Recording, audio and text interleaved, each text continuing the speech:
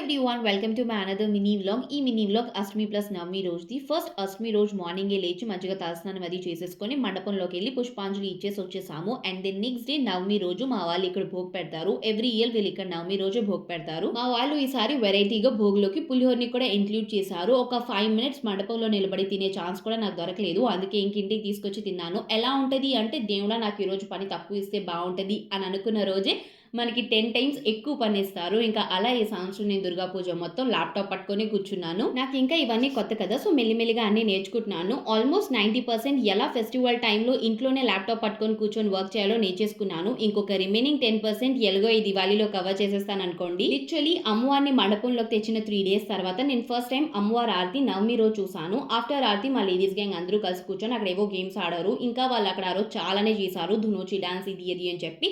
కానీ నిన్న దరిద్రానికి ఏది చూడలేదు, ప్లస్ మీకు కూడా చూపించలేదు. అన్ని బాగుంటే మేబీ నెక్స్ట్ ఇయర్ కవర్ చేసి చూపిస్తానేమో. ఇప్పటికైతే ఇంకింతే. సరే మరి ఉంటా, బాయ్.